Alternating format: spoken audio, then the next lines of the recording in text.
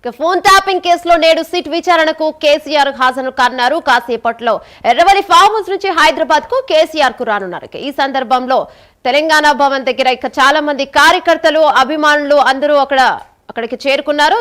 అక్కడి నుంచి ఇక మా ప్రతినిధి చందు మరింత సమాచారాన్ని అందిస్తారు. రైట్ చందు, చెప్పండి.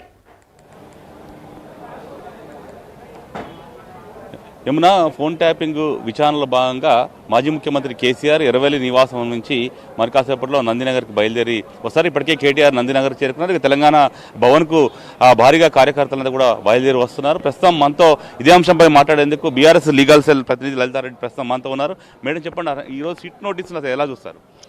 నోటీస్ ఏదైతే ఉందో చట్ట ప్రకారం చెల్లదు. అసలు చట్టబద్ధమైన నోటీసే కాదు. ప్రొసీజర్ని ఫాలో కాలేదు. అసలు ప్రొసీజర్ని ఫాలో అవ్వాలనే ధ్యాస కూడా లేనట్టుగా అనిపిస్తుంది ఆ నోటీసులు చూస్తుంటే. 160 CRPC నోటీస్ ఏ విధంగా ఇవ్వాలి, ఎవరికి ఇవ్వాలి, సో ఇవన్నీ గైడ్ లైన్స్ ఉంటాయి. ఆ గైడ్ లైన్స్ని ఫాలో కావాలా లేదా? క్రిమినల్ ప్రొసీజర్ కోడ్ 1973 ఏమంటది? సెక్షన్ 62 ప్రకారము ఒక పర్సన్కి నోటీస్ ఇవ్వాలంటే ఎలాంటి ప్రాసెస్, ఎట్లాంటి స్టెప్స్ ఫాలో అవ్వాలి. సో అంత మాత్రం సోయి లేకుండా, అంత మాత్రం ధ్యాస లేకుండా మరి ఈ చట్టబద్ధమైన సంస్థలు ఏ విధంగా యాక్ట్ చేస్తున్నారు? దీన్ని ఏమనాలి? ఎవరి డైరెక్షన్లో వర్క్ చేస్తున్నారు వీళ్ళంతా అసలు? సో నాట్ ఓన్లీ దిస్, ఇప్పుడు ఇచ్చిన 160 CRPC నోటీస్ ఏదైతే వాళ్ళు ఇచ్చారో ఆ 160 CRPC నోటీస్కి ఎందుకు చట్టబద్ధత లేదు అని నేను ఎందుకు అంటున్నానంటే, పర్టికులర్లీ ఈ నోటీస్ ఇచ్చేటప్పుడు ఆ పరిధి పోలీస్ స్టేషన్లో ఉన్న వ్యక్తికి ఆర్ అడ్జైనింగ్ పోలీస్ స్టేషన్లో ఉన్న పరిధి ఎవరైతే ఉంటారో ఆ పరిధిలో ఉన్న వ్యక్తికి అయితే మీరు నోటీసెస్ ఇచ్చి అక్కడ వెళ్ళి ఎగ్జామినేషన్ చేయొచ్చు. ఇప్పుడు కేసీఆర్ గారు ఉన్నది ఎర్రవల్లిలో, అది ఏ విధంగా కూడా ఈ జ్యూరిస్డిక్షన్కి రానప్పుడు section 160 CRPC clearly says that even high court, apex court జడ్జిమెంట్లో కూడా సైటేషన్స్ ఉన్నాయి, డైరెక్షన్స్ ఉన్నాయి, కొన్ని మార్గదర్శకాలను ఇచ్చారు. ఆ మార్గదర్శకాలను కూడా ఫాలో అయ్యి ఖచ్చితంగా పర్సనల్ నోటీస్ ఇవ్వాలి. ప్లస్ అబౌవ్ 65 years ఉన్న వాళ్ళు కానీ, బిలో 15 years ఉన్న వాళ్ళు కానీ, మహిళలైనా, హ్యాండిక్యాప్డ్ పర్సన్స్ అయినా ఖచ్చితంగా వెళ్ళి వాళ్ళు ఎక్కడ ఎగ్జామినేషన్ చేయమంటే అక్కడ ఎగ్జామినేషన్ చేయాలి. అంటే కేసీఆర్ ఎన్నికల అఫిడవిట్లో నందినగర్ నివాసం అడ్రస్ ఉంది కాబట్టి ఇక్కడ నోటీసులు ఇచ్చామని కూడా అధికారులు చెప్తున్నారు. Very good question. మీరు ఏదైతే ఉందో really I wanted to answer this because దీని మీద చాలా ప్రపగండ చాలా విధాలుగా పోతుంది. ఇప్పుడు కేసీఆర్ గారు ఇచ్చిన అఫిడవిట్ ఎప్పుడు 2023లో ఇచ్చిన అఫిడవిట్ ప్రకారము సార్ అడ్రస్ ఇది చూపించారు. సబ్సిక్వెంట్లీ సార్ ఎక్కడ ఉంటున్నారు అందరికీ తెలిసిన విషయమే, ఎర్రవల్లిలోనే ఉంటున్నారు.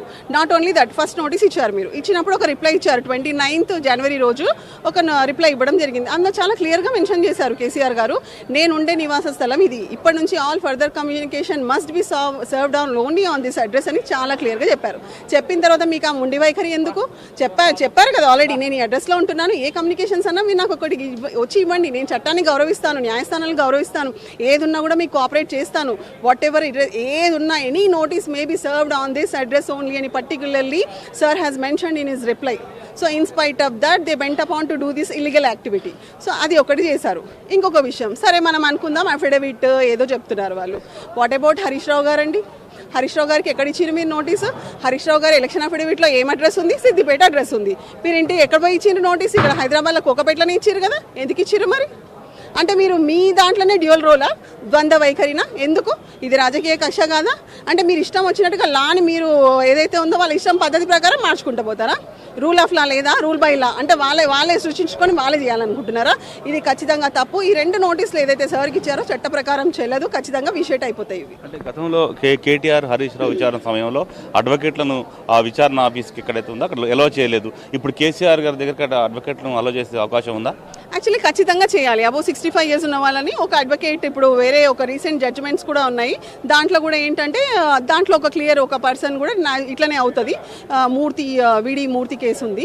సో దాంట్లో కూడా they have done the same thing. So అప్పుడు ఏంటంటే ఒక 15 feet దూరంలో ఒక అడ్వకేట్ ఉండొచ్చు అని కూడా ఒక జడ్జిమెంట్లో వచ్చింది ఇట్లా.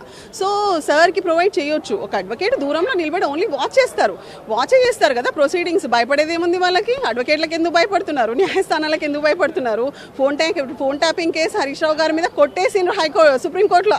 కొట్టేసిన కొన్ని రోజులకే వీళ్ళు ఈ సిట్టిని ఏర్పాటు చేసిరు. సో ఇవన్నీ చూస్తుంటే న్యాయస్థానాలకు గౌరవం లేదు. ఇదన్నీ ఇంటెన్షనల్, వాళ్ళ ప్రతీకార చర్యల కోసం ఈ చట్టబద్ధమైన సంస్థలు వాళ్ళకి ఆయుధాలుగా, కత్తులుగా పనిచేస్తున్నాయి, విపక్షాల మీద దాడి చేస్తున్నాయి. ఒకవైపు మున్సిపల్ ఎన్నికలు కూడా జరగబోతున్నాయి, ఇప్పుడు ప్రచారం జరగబోతుంది. ఈ క్రమంలోనే ఈ కేసుల పేరు మీద కీలక నేతలందరూ కూడా విచారణకు హాజరవుతున్న పరిస్థితుల్లో కింద క్యాడర్లో కొంత ఉత్సాహం తగ్గిపోయే అవకాశం ఉంది కదా? అంటే వాళ్ళకి కావాల్సింది అదే అంతే కదా.